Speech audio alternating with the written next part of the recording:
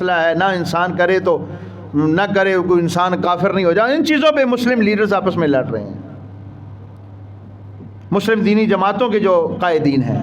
اور جو مسلمان حکمران ہیں ان کو ایک محدود پنجرے میں بند کر دیا گیا ہے، بس تیرا ملک، میرا علاقہ، تیرا علاقہ. جو وہ کام کرنا تھا وہ نہیں کر سکے. اور سال کے بعد ربیع الاول میں ایک تماشا لگا کے، جھنڈیاں سجا کے، قومی تعطیل کر کے، گھوڑے وغیرہ نکال کے سمجھتے ہیں ہم نے رسول اللہ صلی اللہ علیہ وسلم کی محبت کا حق ادا کر دیا. اللہ کی قسم میرے نبی اور رسول صلی اللہ علیہ وسلم مزار سجانے کے لیے نہیں آئے تھے. آئیے ہم دیکھتے ہیں سیرت کے اس پہلو کو کہ وہ آپ صلی اللہ علیہ وسلم کو اللہ تعالیٰ نے کیوں مبعوث فرمایا. آپ صلی اللہ علیہ وسلم نے دنیا کے بڑے بڑے حکمرانوں کو خط لکھے. آپ صلی اللہ علیہ وسلم نے ایک خط ہرقل جو شاہ روم تھا اس کو بھی آپ صلی اللہ علیہ وسلم نے خط لکھا. حضرت دحیہ قلبی صحابی رسول ہیں، یہ رسول اللہ صلی اللہ علیہ وسلم کا خط مبارک لے کر اس کے پاس پہنچے. وہ خط آپ صلی اللہ علیہ وسلم کا ہرقل کی طرف تھا اور آپ صلی اللہ علیہ وسلم نے وہ خط دحیہ قلبی کو دیا. دحیہ قلبی اس وقت جب خط لے کے گئے تو ہرقل بیت المقدس میں تھا. شام کا علاقہ یہ سارا اس کا یہ حاکم تھا، اور یہ شام سارا ایک کا ایک علاقہ. ہم نے اس پہ خطبہ جمعہ میں وضاحت کی ہے، جو موجودہ فلسطین، اسرائیل، شام اور ساتھ یہ اردن کا ایریا، یہ سارا یہ انہوں نے تقسیم کیا ہے. ان خبیثوں نے 6 ٹکڑوں میں انہوں نے تقسیم کیا ہے دوسری جنگ عظیم پر. یہ سارا ایریا ایک تھا اور یہ اس کا دارالخلافہ حمص تھا. یہ بیت المقدس میں تھا. خط جب اس کو ملا اس نے وہ خط پڑھا. خط پڑھنے کے بعد اس نے یہاں پہ دیکھا بھی اس وقت مکہ سے کچھ لوگ اگر آئے ہوئے ہیں یہاں پہ، کیونکہ ان لوگوں کا جو مرکز تھا تجارت کا وہ شام کا علاقہ تھا. مکہ اور مدینہ کے لوگ یہ تجارت کے لیے شام جایا کرتے تھے، یہ بہت بڑی منڈی تھی. بلکہ یورپ کے لوگ بھی یہ شام وہاں پہ جا کے تجارت کرتے تھے.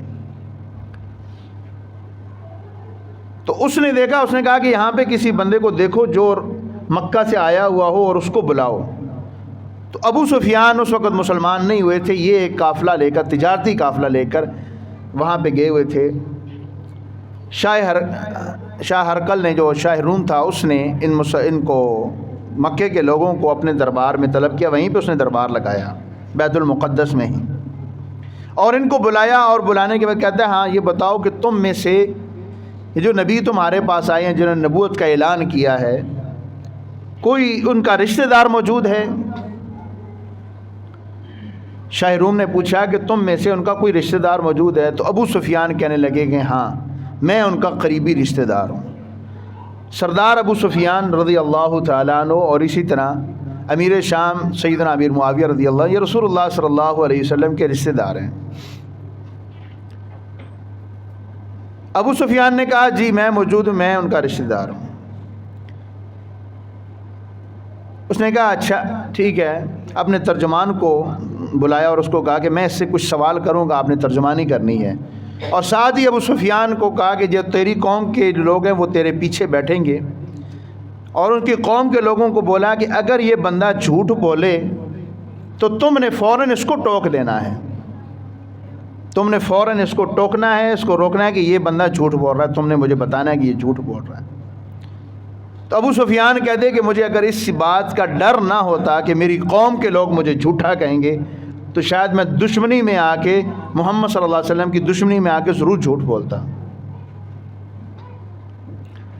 لیکن اللہ رب العالمین نے سچ ان کی زبان سے نکلوانا تھا، وہ سچ انہوں نے بولا. اب جو وہاں پہ گفتگو ہوئی ہے، سیرت نگاروں نے اپنی کتابوں کے اندر اس کو درج کیا ہے. کہتے ہیں اس نے سوال جب شروع کیا، اس نے کہا یہ بتاؤ، سب سے پہلا جو سوال کیا اس نے یہ بتاؤ کہ مجھے کہ آپ صلی اللہ علیہ وسلم کا خاندان کیسا ہے. پہلا سوال یہ تھا. انہوں نے کہا جی اس کا جو خاندان ہے نا وہ بہت اونچا خاندان ہے، ہم میں ذو نسب ہیں، اچھے خاندان کے، اچھے نسب کے مالک ہیں. ابو سفیان نے یہ گواہی دی. انہوں نے کہا دوسرا ٹھیک ہے، دوسرا یہ سوال ہے کہ تم میں سے کسی نے اس سے پہلے یہ دعویٰ کیا تھا اس کے خاندان میں یا تمہارے خاندان میں یہ نبوت کا دعویٰ پہلے بھی کسی نے کیا ہے؟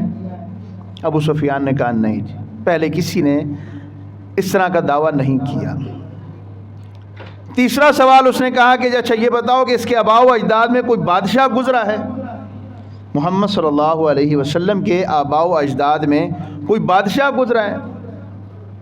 کہا نہیں، اس کے خاندان میں کوئی بادشاہ بھی نہیں گزرا۔ اس نے چوتھا سوال یہ کیا کہ یہ بتاؤ کہ اس کے متبع لوگ جو ہیں وہ ضعیف ہیں یا سردار لوگ ہیں، یعنی کمزور لوگ اس کے متبع ہیں یا سردار امیر ترین لوگ جو ہیں وہ اس کے متبع ہیں؟ کون لوگ سب سے پہلے اس پر ایمان لائے؟ محمد صلی اللہ علیہ وسلم پر ان کی بات ہو رہی ہے، بات غور سے سنیے گا۔ اس نے کہا جناب کم حیثیت اور کمزور لوگ اس کی بات پر ایمان لاتے ہیں۔ اس نے اگلا سوال کیا کہ یہ بتاؤ کہ اس کے ماننے والوں میں دن بدن اضافہ ہو رہا ہے یا کمی ہو رہی ہے؟ ابو سفیان نے جواب دیا کہ ان میں اضافہ ہی ہو رہا ہے، کمی نہیں ہو رہی، دن بدن اس کے ماننے والے بڑھتے ہی چلے جاتے ہیں۔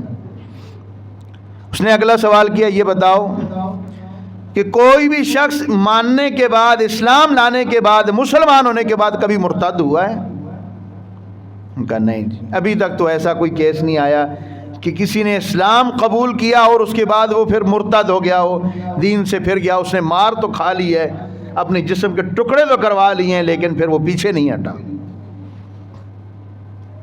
آج ہم ہیں نا ذرا دیکھیں، اب ذرا سی بات کے اوپر مسجد میں آنا چھوڑ دیتے ہیں۔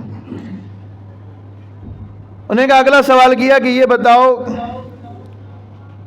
کہ اس سے دعوے سے پہلے تم اس کو کبھی جھوٹا مانتے تھے یا سچا مانتے تھے؟ نبوت کے دعوے سے پہلے تم محمد صلی اللہ علیہ وسلم کو سچا جانتے تھے یا جھوٹا؟ انہوں نے کہا جی ہم نے تو بارہا تجربہ کیا ہے اس کے ساتھ، ہمیشہ سچا ہی اس کو پایا، کبھی اس نے زندگی میں جھوٹ نہیں بولا۔ انہوں نے کہا اچھا یہ اگلا سوال یہ کیا بتاؤ کبھی عہد شکنی کرتا ہے؟ کوئی وعدہ کیا ہو، کبھی اس نے وہ وعدہ توڑا ہو، وعدہ کر کے پھر اس کے اوپر پورا نہ اترا ہو؟ یہ ہے نبوت کے آنے کا مقصد، نبی کریم صلی اللہ علیہ وسلم کے آنے کا مقصد یہ ہے۔ یہ ذرا غور سے سنیں اور ساتھ ساتھ اپنا محاسبہ کرتے جائیں، کیا ہمارے اندر یہ چیزیں آج موجود ہیں؟ انہوں نے کہا یہ بتاؤ کہ کیا اس نے کبھی وعدہ کرنے کے بعد وعدہ توڑا ہے؟ ابو سفیان کہتے ہیں میں نے کہا نہیں، کبھی اس نے عہد شکنی نہیں کی۔ ہاں یہ ہے، کہتے ہیں اچھا، کہتے ہیں یہاں پہ ابو سفیان نے تھوڑی سی ڈنڈی ماری۔ وہ ڈنڈی کیا ماری؟ تھوڑی سی۔ کہتے ہیں ہاں آج کل ہمارا اس کا ایک معاہدہ چل رہا ہے، شاید اب دیکھتے ہیں اس میں وہ کیا کرتا ہے۔ یعنی وہ صلح حدیبیہ کا معاملہ چل رہا تھا، اور صلح حدیبیہ بھی رسول اللہ صلی اللہ علیہ وسلم نے نہیں توڑی، مشرکین مکہ نے خود توڑی تھی، اگر وہ ایک علیحدہ ٹاپک ہے۔ تو انہوں نے خود وہ معاہدہ توڑا تھا، رسول اللہ صلی اللہ علیہ وسلم نے پوری اس کی پاسداری کی ہے۔ اچھا یہ ابو سفیان سے پوچھا کہ جناب، ابو سفیان نے کہا آج کل ایک معاہدہ چل رہا ہے، دیکھتے ہیں اس میں کیا کہتا ہے۔ کہتے ہیں اس کے علاوہ میں نے کوئی غلط بات نہیں کی رسول اللہ صلی اللہ علیہ وسلم کی شان میں۔ خلاف واقعہ کہتے ہیں میں بات کوئی میں شامل کروں لیکن نہیں کر سکا۔ اس کے بعد کہتے ہیں اچھا اس کے ساتھ کبھی آپ کی لڑائی ہوئی ہے؟ بادشاہ نے پوچھا، ہرقل نے، کبھی آپ کی محمد صلی اللہ علیہ وسلم سے لڑائی ہوئی ہے؟ کہتے ہیں ہاں کئی بار ہوئی ہے۔ کہتے ہیں لڑائی میں کون جیتا؟ انہوں نے کہا لڑائی تو کنویں کی ڈول کی طرح ہے، کبھی وہ جیت گئے کبھی ہم جیت گئے۔ ٹھیک ہے، نے کہا اچھا اگلی بات، وہ تمہیں کس بات کا حکم دیتا ہے؟ محمد صلی اللہ علیہ وسلم تمہیں کس بات کا حکم دیتے ہیں یہ بتاؤ ذرا۔ انہوں نے کہا وہ ہمیں اس بات کا حکم دیتا ہے کہ اللہ تعالیٰ کی عبادت کرو، اس کے ساتھ کسی کو شریک نہ ٹھہراؤ، وہ اکیلا ہے اپنی ذات و صفات کے اندر۔ یہ رسول اللہ صلی اللہ علیہ وسلم کی آمد کا مقصد۔ ٹھیک ہے، اس کے بعد کہا کہ وہ ہمیں سچ بولنے کا حکم دیتا ہے، اور ساتھ کہتا ہے کہ اپنے آباء و اجداد کے دین کو چھوڑ دو، وہ غلط دین ہے، اس کو چھوڑ دو، اللہ تعالیٰ کے دین کی طرف آ جاؤ، محمد صلی اللہ علیہ وسلم کے دین کی طرف آ جاؤ۔ وہ ہمیں سچ بولنے کا حکم دیتا ہے، نماز پڑھنے کا حکم دیتا ہے، پاک دامنی اختیار کرنے کا حکم دیتا ہے۔ کون کہہ رہا ہے؟ سردار ابو سفیان، ابھی تک مسلمان نہیں ہوئے۔ کہاں پہ کہہ رہے ہیں؟ بادشاہ کے دربار میں، شاہ روم کے دربار میں یہ کہہ رہے ہیں کہ وہ ہمیں حکم دیتا ہے کہ پاک دامنی اختیار کریں اور صلہ رحمی، رشتہ داروں کے حق ادا کریں، اس بات کا ہمیں حکم دیتا ہے۔ بس یہاں پہ سوال و جواب مکمل ہوئے۔ اس کے بعد اب شاہ روم نے اس کے اوپر تبصرہ کیا، وہ جو سوالوں کے جواب دیے۔ اس نے کہا جناب اپنے ترجمان کے ذریعے اس نے کہا ان کو بتاؤ کہ میں نے اس سے پہلا سوال کیا کہ وہ تم میں سے کس نسب کے مالک ہیں. انہوں نے کہا تم نے جواب دیا کہ وہ اچھے نسب والے ہیں, انبیاء ہمیشہ اچھے نسب والے ہوتے ہیں. انہوں نے کہا میں نے تم سے یہ پوچھا کہ اس سے پہلے کسی نے اس کے خاندان میں یہ دعویٰ کیا؟ تم نے کہا کہ نہیں کیا. تو میں سمجھ گیا کہ یہ سچا نبی ہے, کیونکہ اگر پہلے کسی نے دعویٰ کیا ہوتا تو میں یہ سمجھتا کہ شاید یہ اس کی اتباع میں, اس کی تقلید میں یہ کر رہا ہے. ٹھیک ہے, پہلے بھی دعویٰ کیا, چلے اس نے بھی کر لیا.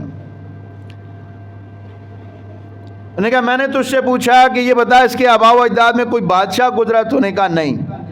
میں نے اس نتیجے پر میں پہنچا ہوں کہ اگر اس کے آباء و اجداد میں کوئی بادشاہ ہوتا تو میں یہ کہتا کہ شاید یہ اپنے باپ دادا کی بادشاہی حاصل کرنے کے لیے یہ ساری محنت کر رہا ہے, جبکہ ایسی بات نہیں ہے کیونکہ اس کے باپ دادا میں کوئی بادشاہ نہیں گزرا. کہتے میں نے تجھ سے پوچھا کہ اس نے کبھی زندگی میں کبھی جھوٹ بولا؟ تم نے کہا جی نہیں, کبھی جھوٹ نہیں بولا. تو یہ بات یاد رکھو کہ جو اپنی ذاتی معاملات میں, دنیاوی معاملات میں جھوٹ نہیں بولتا وہ اللہ تعالیٰ کے بارے میں بھی جھوٹ نہیں بول سکتا. یہ ہے محاسن نبوت آج جن کو ہمیں اپنانے کی ضرورت ہے. اس کے بعد انہوں نے کہا یہ مجھے یہ بتا, میں نے تم سے یہ سوال کیا کہ کیا اس کی پیروی سردار لوگ کرتے ہیں یا غریب لوگ کرتے ہیں؟ تم نے کہا غریب لوگ کرتے ہیں.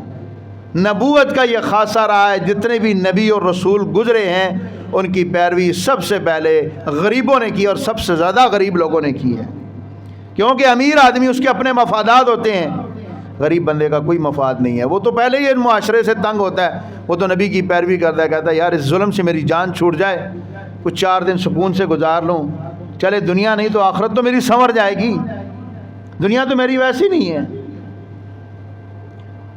اور رسول اللہ صلی اللہ علیہ وسلم کی ایک اور حدیث ہے, آپ صلی اللہ علیہ وسلم نے فرمایا طوبیٰ للغرباء, فرمایا غرباء کے لیے خوشخبری ہے. فرمایا یہ امیروں سے جنت میں 50,000 سال پہلے یہ جنت میں چلے جائیں گے. تو فرمایا میں نے تجھ سے پوچھا, تو نبیوں کی شان یہ ہوتی ہے کہ غریب لوگ ان کی پیروی سب سے پہلے کرتے ہیں. اور کہتے پھر میں نے تجھ سے پوچھا کہ یہ بتا اس کے ماننے والوں میں کمی ہوئی ہے یا اضافہ ہوا؟ تو نے جواب دیا کہ اضافہ ہوا ہے.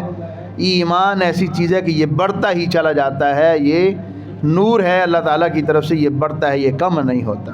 کہتے میں نے تجھ سے پوچھا کہ اس کے جو مان لیتے ہیں کبھی وہ ان میں سے کوئی مرتد ہوا؟ تو نے کہا نہیں. میں نے کہا اس کا میں نتیجے پہ پہنچا کہ ایمان کی حلاوت ہی ایسی ہے, مٹھاس ہی ایسی ہے کہ جو اس کو ایک بار پا لیتا ہے اور پھر وہ اس کو چھوڑنے کا جی نہیں چاہتا اس کا. اور جو بندہ چھوڑ گیا اس کا پیچھے مطلب یہ ہے کہ اس نے ایمان کی حلاوت کو پایا ہی نہیں, دیکھا ہی نہیں. لوگ عبداللہ بن ابی کی مثالیں دیتے ہیں نا, بہت سارے ایسے لوگ ہیں وہ صحابہ کرام کے بارے میں تبرہ بازی کرتے ہیں, گز گز لمبی زبانیں کھولتے ہیں اور پھر کہتے ہیں جی وہ تو ان میں عبداللہ بن ابی بھی تو تھا نا, وہ اس نے اسلام قبول کیا تھا. اس نے کیا ہی نہیں تھا اسلام قبول, اس نے تو صرف منافقت کا لبادہ اڑا ہوا تھا. اگر وہ صدقے دل سے اسلام قبول کر لیتا تو وہ کبھی بھی نہ آتا. اس نے تو منافقت کی بھی اپنی جان بچانے کے لیے. تو جس نے صدقے دل سے اسلام کو قبول کیا وہ پھر پیچھے نہیں ہٹا. اور کہتے ہیں میں نے پھر تم سے یہ کہا کہ وہ تمہیں کس بات کا حکم دیتا ہے؟ تم نے کہا کہ وہ جناب ہمیں عہد شکنی سے منع کرتا ہے. انبیاء کی شان یہی ہوتی ہے کہ وہ عہد شکنی سے منع کیا کرتے ہیں. پھر میں نے تم سے پوچھا کہ وہ تمہیں کس بات کا حکم دیتا ہے؟ تم نے کہا ایک اللہ تعالیٰ کی عبادت کا حکم دیتا ہے, رشتہ داروں کے ساتھ اس نے سلوک کا حکم دیتا ہے, نماز پڑھنے کا حکم دیتا ہے, سچ بولنے کا حکم دیتا ہے, پاک دامنی اختیار کرنے کا حکم دیتا ہے. وہ تم کو بتوں کی پوجا سے منع کرتا ہے. کہتے اگر تو نے جو کچھ بیان کیا تو نے صحیح بیان کیا نا, سچ بیان کیا. سب نے کہا جی سچ بیان. تو نے کہا پھر یاد رکھ کہ جس جگہ پہ میرے پاؤں ہیں اس جگہ پہ اس کی حکومت ہوگی, جس جگہ پہ میرے پاؤں ہیں اس جگہ پہ اس کی حکومت ہوگی, یعنی محمد صلی اللہ علیہ وسلم کی. اس نے کہا کہ اگر مجھے یقین ہوتا کہ میں ان تک پہنچ سکوں تو میں ضرور ان تک پہنچتا, اگرچہ مجھے کتنی ہی تکلیف برداشت کرنا پڑتی میں ضرور پہنچتا اور آپ صلی اللہ علیہ وسلم کے پاؤں دھوتا, آپ صلی اللہ علیہ وسلم کی خدمت کرتا, کیونکہ وہ اللہ تعالیٰ کا سچا نبی ہے. یہ ہرکل نے گواہی دی, اس نے کہا یہ اللہ تعالیٰ کا سچا نبی ہے. اور پھر اس نے وہ خط پڑھا جو خط لکھا ہوا تھا, رسول اللہ صلی اللہ علیہ وسلم نے خط لکھا تھا. وہ خط کا متن جو ہے وہ موجود ہے حدیث کی کتابوں میں, اور اس کا وہ جو عکس ہے وہ آج بھی آپ نیٹ کے اوپر دیکھیں تو آپ کو مل جائے گا. رسول اللہ صلی اللہ علیہ وسلم نے خط لکھا, بسم اللہ الرحمن الرحیم, محمد رسول اللہ صلی اللہ علیہ وسلم کی طرف سے روم کے عظیم بادشاہ ہرقل کی طرف، سلامتی ہو اس پر جو ہدایت کی پیروی کرے، والسلام علی من اتبع الہدی، سلامتی ہو اس پر جو ہدایت کی پیروی کرے۔ اما بعد، میں تم کو اسلام قبول کرنے کی دعوت دیتا ہوں، اسلام قبول کر لو، سلامت رہو گے، اور اللہ تعالیٰ تمہیں دگنا اجر عطا کرے گا، دگنا ثواب عطا کرے گا۔ کیوں؟ ایک تو نے حضرت عیسیٰ علیہ السلام کی نبوت کو بھی مانا ہے، اس کا بھی، کیونکہ صحیح بادشاہ تھا۔ تو فرمایا اگر اسلام قبول کرو گے تو 2 نبیوں کے اوپر تم نے ایمان لایا تو دگنا ثواب، اور اگر تم منہ پھیرو گے تو تمہاری رعایا کا گناہ بھی تم پر ہوگا۔ اور اہل کتاب آ جاؤ ایسی بات کی طرف، تعالوا الی کلمۃ سواء بیننا وبینکم الا نعبد الا اللہ ولا نشرک به شیئا ولا یتخذ بعضنا بعضا اربابا من دون اللہ۔ قرآن مجید کی آیت آپ صلی اللہ علیہ وسلم نے نیچے لکھی کہ اے اہل کتاب آ جاؤ اس بات کی طرف جو ہمارے اور تمہارے درمیان میں مشترکہ ہے، کہ تم بھی اور ہم بھی ایک اللہ کی عبادت کریں، اللہ کے ساتھ کسی دوسرے کو شریک نہ ٹھہرائیں۔ اور اللہ رب العالمین کا یہ حکم ہے، میں نے تم تک پہنچا دیا۔ فَإِن تَوَلَّوْا، اگر تم اس سے پھر جاؤ، قُولُوا اشْهَدُوا بِأَنَّا مُسْلِمُونَ، یاد رہو کہ ہم تو اللہ رب العالمین کے مطیع و فرما بردار ہیں، ہم نے تو اپنا پیغام پہنچا دیا۔ اچھا، یہ اب اس نے وہ جب باتیں جو گزر چکی یہ ہوئیں تو ابھی اس نے خط پڑھا، خط پڑھنے کے ساتھ ہی اس دربار میں شور و غل شروع ہو گیا۔ ابو سفیان کہتے ہیں کہ ہمیں وہاں سے نکال دیا گیا، کہ ہمیں کہا نکلو۔ کہتے ہیں ہم نکلے، اور کہتے ہیں میں باہر نکلا تو میں نے اپنے ساتھیوں سے کہا کہ ابن ابی کبشہ یعنی رسول اللہ صلی اللہ علیہ وسلم کی طرف نے اشارہ کیا کہ معاملہ بہت بڑھ گیا ہے، یہاں تک بھی محمد صلی اللہ علیہ وسلم کی دعوت پہنچ چکی ہے کہ روم کا بادشاہ بھی ان سے ڈرتا ہے، کیونکہ روم کے بادشاہ نے کہا تھا کہ اگر میں وہاں پہ جاتا تو میں ان کے پاؤں دھوتا۔ کہتے ہیں روم کا بادشاہ بھی ان سے ڈرتا ہے۔ کہتے بیت المقدس کا گورنر ہرقل کا دوست اور شام کے عیسائیوں کا جو لاٹ پادری تھا، یہ پھر اس کے پاس انہوں نے پیغام بھیجا اور اس کو بتایا۔ کہتے ایک دن جو ہے وہ اس کو دیکھا، بیت المقدس کا جو گورنر تھا اس نے شاہ روم کو دیکھا کہ یہ حالات، اس کی بڑی طبیعت اس کی بڑی خراب ہے، بگڑی ہوئی طبیعت ہے۔ اس سے پوچھا کیا بات ہے، بڑا پریشان ہے۔ اس نے کہا میں نے جناب آج خواب میں یہ دیکھا ہے، ستاروں کا بڑا ماہر نجوم تھا۔ اس نے کہا میں نے ستاروں کی حرکات سے دیکھا ہے کہ ختنہ کرنے والی قوم جو ہے وہ دنیا میں بادشاہ بن گئی ہے، ختنہ کرنے والی قوم۔ انہوں نے کہا دیکھو دنیا میں ختنہ کرنے والے کون سے لوگ ہیں؟ تو وہ درباریوں نے کہا کہ جی آپ کو ڈرنے کی ضرورت نہیں ہے، یہودی ہیں، یہودیوں کے علاوہ تو کوئی خطرہ نہیں کرتا تھا اس وقت، اب تو خیر کرسچن بھی کارباز کرتے ہیں۔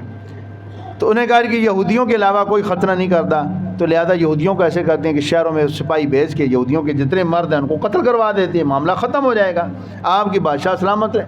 بادشاہوں نے تو یہ شوق پالے ہیں اپنی اقتدار کو طوالت دینے کے لیے، شہروں کے شہر قتل کیے ہیں۔ انہوں نے کہا نہیں ایسا معاملہ نہیں۔ وہیں پہ ابھی یہ بحث چل رہی تھی کہ غسان کے بادشاہ نے ایک نمائندہ اپنا بھیجا تھا، اور وہ نمائندہ وہاں پہ پہنچا تو کہا جی اچھا اس بندے کو یہ کہاں سے آیا؟ کہا عرب سے آیا ہے۔ کہتے اچھا اس کو ایسے کرو، اس بندے کو ذرا سائڈ پہ لے جاؤ اور اس کے چیک کرو کہ اس کے ختنے ہوئے ہو کہ نہیں ہوئے۔ انہوں نے کہا اس کے ختنے ہوئے نہیں۔ اس نے کہا بتا اچھا تم عرب سے آیا جی؟ اچھا۔ انہوں نے کہا انہیں کی حکومت ہوگی اور یہی وہ لوگ ہیں کہ جو حکومت کریں گے۔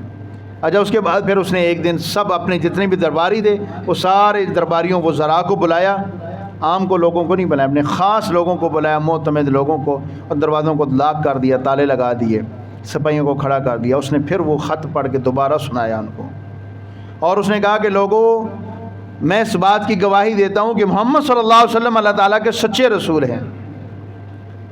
تم اگر سلامتی چاہتے ہو، اپنا اقتدار کی سلامتی چاہتے ہو، جان کی امان چاہتے ہو، تو محمد صلی اللہ علیہ وسلم پر ایمان لے آؤ۔ اتنی بات کرنی تھی کہ وہ سارے اس کے وزراء گدھوں کی طرح چیختے چلاتے دروازوں کی طرف بھاگے۔ جب بھاگے تو دروازے بند تھے۔ جب اس نے دیکھا کہ یہ مایوس ہو گیا ان سے، اپنے وزراء سے، بھئی یہ تو ماننے والے نہیں ہیں میری بات، تو فوراً اس نے پھر ان کو چپ کرانے کے لیے یا ان کا دل جیتنے کے لیے اس نے کہا جی میں تو صرف تمہارا امتحان لے رہا تھا کہ تم اپنے مذہب کے اوپر کتنے پکے ہو، میں تو صرف تمہیں یہ دیکھ رہا تھا، ایسی بات نہیں، چلیں ٹھیک ہے اپنے مذہب کے اوپر پکے رہو۔ وہ وہیں پہ اس کے سجدے میں گر گئے۔ تو بات یہاں سے چلی تھی کہ وہ کیا چیز تھی، وہ کیا خصوصیات تھیں جو رسول اللہ صلی اللہ علیہ وسلم کے اندر موجود تھیں، اور آپ صلی اللہ علیہ وسلم زندگی بھر اسی کی تعلیم دیتے رہے۔ آج ہم محاسبہ کریں اپنا من حیث القوم کہ ہمارے اندر کیا چیزیں یہ موجود ہیں، کیا ہم اپنی ذاتی معاملات میں سچ بولتے ہیں، جھوٹ بولتے ہیں؟ آج کل تو لوگوں کا کاروبار ہی نہیں چلتا جب تک جھوٹ نہ بول لیں، جھوٹی قسمیں اٹھا کر لوگوں کے ساتھ لین دین کرتے ہیں، لوگوں کے ساتھ معاہدے کرتے ہیں تو وہ بھی جھوٹ کے اوپر جھوٹے معاہدے کرتے ہیں، اور پھر بعد میں وعدہ توڑ بھی دیتے، کہتے ہیں کون سا قرآن و حدیث ہے، حالانکہ قرآن و حدیث میں ہی تو بتایا گیا ہے، رسول اللہ صلی اللہ علیہ وسلم کی تعلیمات کا خاصہ یہ ہے کہ آپ صلی اللہ علیہ وسلم نے جب بھی وعدہ کیا اس وعدے کو نہیں توڑا، اور رسول اللہ صلی اللہ علیہ وسلم نے فرمایا کہ جو بندہ وعدے کی پاسداری نہیں کرتا اس کے ایمان کا اعتبار نہیں ہے۔ قرآن مجید یہ کہتا ہے وَأَوْفُوا بِالْعَهْدِ إِنَّ الْعَهْدَ كَانَ مَسْئُولًا، مسلمانوں جو وعدہ کرو اس وعدے کی پاسداری کرو، اس کو پورا کرو، کیونکہ قیامت کے دن تم سے اس وعدے کے متعلق پوچھا جائے گا۔ وہ وعدہ اللہ تعالیٰ کے ساتھ ہو، اللہ کے رسول کے ساتھ ہو، میاں بیوی کا آپس میں معاہدہ ہو، تمہارا کاروباری معاہدہ ہو، تمہارا بچوں کے ساتھ کوئی معاہدہ ہو، کسی ادارے کے تم ڈیوٹی کر رہے ہو ان کے ساتھ تمہارا معاہدہ ہو، تمہارا وہ حکومت کے ساتھ ایگریمنٹ ہو، کسی کے ساتھ بھی تمہارا وعدہ ہو تم نے وہ پورا کرنا ہے۔ عمومی طور پہ چلے ایک بات آئی ہے درمیان میں ذہن میں آئی ہے میں کر دیتا ہوں، میاں بیوی کیا رشتے ہوتے ہیں، نکاح ہوتا ہے، نکاح کے موقع پر کیا پوچھا جاتا ہے؟ جی قبول ہے؟ جی قبول ہے۔ وہ ایک رسمی کارروائی نہیں ہے، بلکہ ایک یہ ایگریمنٹ ہے، ان دونوں کا معاہدہ ہے آپس میں کہ قبول ہے۔ اس سے پہلے وہ سوچے کہ زندگی بھر میں نے اس کے ساتھ رہنا ہے، اللہ اس کے رسول صلی اللہ علیہ وسلم کی بتائی ہوئی شریعت کے مطابق میں نے اس کے سارے حقوق ادا کرنے ہیں۔ اور عورت سے بھی جب یہ پوچھا جاتا ہے بھی آپ کو یہ رشتہ قبول ہے، تو وہ بھی قبول کہنے سے پہلے، سائن کرنے سے پہلے، یہ معاہدہ کرنے سے پہلے یہ سوچے کہ بھئی مجھے اللہ نے جو پابند کیا ہے میں نے اس کے ساتھ گزارا کرنا ہے۔ آج آپ کی عدالتوں میں سب سے زیادہ جو کیسز ہیں وہ یہ ہیں، فیملی معاملات ہیں، سب سے زیادہ کیسز زمینوں کے نہیں ہیں بلکہ یہ فیملی کے ہیں۔ جی عورتیں پہنچی ہوئی عدالت میں طلاق چاہیے، میں نہیں رہنا چاہتی، تو معاہدہ کیوں کیا تھا اس کے ساتھ؟ اسی طرح لوگ معاہدہ کرتے ہیں لین دین کا، پیسے کا لین دین کا، بعد میں مکر جاتے ہیں، کہتے کون سا معاہدہ کدھر گیا جی، اچھا لوگ پیچھے پھر رہے بیچارے۔ اسی طرح ملکوں کے معاہدے ہیں، اسی طرح رسول اللہ صلی اللہ علیہ وسلم کس بات کا حکم دیتے؟ سچ بولنے کا، پاک دامنی اختیار کرنے کا۔ نوجوانوں اپنی عزت کی، اپنی عصمت کی حفاظت کرو، بزرگ ہیں تو وہ اپنی عزت کی حفاظت کریں، اپنے دامن کو پاک رکھیں، خواتین ہیں تو وہ اپنے دامن کو پاک رکھیں، مرد ہیں تو وہ اپنے دامن کو پاک رکھیں۔ یہ خواہشات نفس کا جو گھوڑا ہے، بے مہار گھوڑا ہے، اس کو لگام ڈالیں۔